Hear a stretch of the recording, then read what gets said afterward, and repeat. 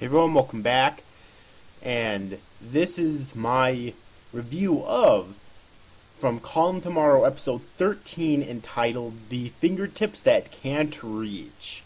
After a brief talk with Tsumugu, Monika returns home and meets Hikari. In the occasion, Hikari reaffirms his feelings for her, and she claims that she claims that she has something important to tell him after the Ofunehiki.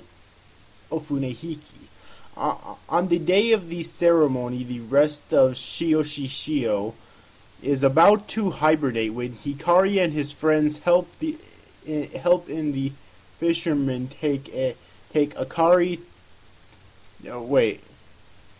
hibernate when Hikari and his friends help the fishermen take Akari to the sea god as planned when Uroko lights the way for them. Suddenly, however, the boats are surrounded by whirlpools, and both Akari and Tsumugu fall into the sea and are pulled down. When Chisaki and Kaname dives to rescue Tsumugu, Monika rescues Akari and decides to offer herself instead. Hikari rescues his sister but fails to save Monika as well. Meanwhile, the boat carrying Kaname, Chisaki, Tsumugu makes a fast maneuver to avoid a pillar falling onto them, but Kaname falls in the ocean and his fate is uncertain, while a strange barrier covers the entire Shio. And that basically sums up what happens in this episode.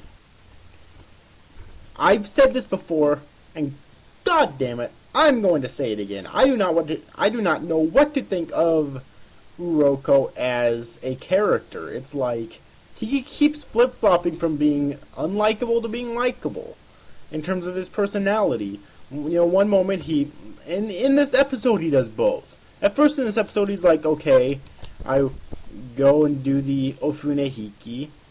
I can't change I can't change the sea god's mind, but maybe you can, or something like that. But then afterwards, he makes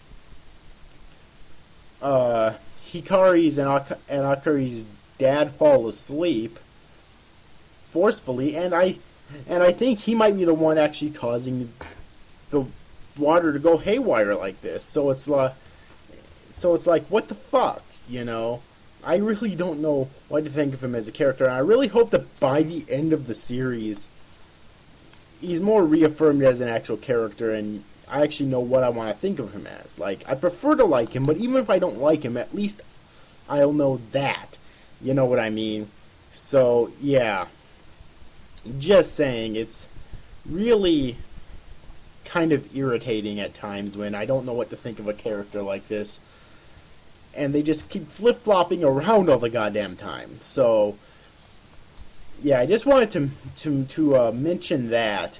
Other than that, the romance in this series is done very well, and I know it's a real, cheesy romance, but it has to do with young love, and it's like a lot of anime deal with this. It's like, in fact, most romance anime do. I don't think I've ever seen a romance anime that deals with romance for older, people, except for maybe Golden Time, which came out the same season, ironically enough. So, yeah, but it's, very rare. For some reason, romance anime seems to really love young love for some reason. So yeah, it's worth mentioning though. But for young love, I think it's working out really well because I think this is realistic to how a lot of young kids think if they happen to fall in love. Preteens or even young teenagers, like 13 or 14. I really think that's how. Or even middle schoolers, how a lot of them think when it comes to them falling in love.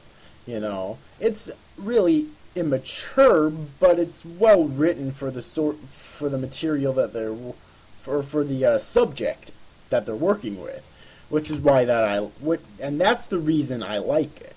Okay, so that being said, I thought this was once again a very good episode because it helped to, like, the tension towards the end of the episode I thought was really good because okay, I'm gonna say this right now. I doubt that any of these characters are going to fucking die, okay? I highly doubt that. But it's really hard to explain. It's like this anime is made mainly, I think, for people who are just getting into anime because it's like they do a lot of cliches here that people who are just getting into anime might fall for, but people like me who's been watching anime for years probably won't, but I still enjoy it. So at least I can say that about it. So anyways, I hope you enjoyed this review, guys. You see it's after, guys. Thanks for watching. Bye-bye.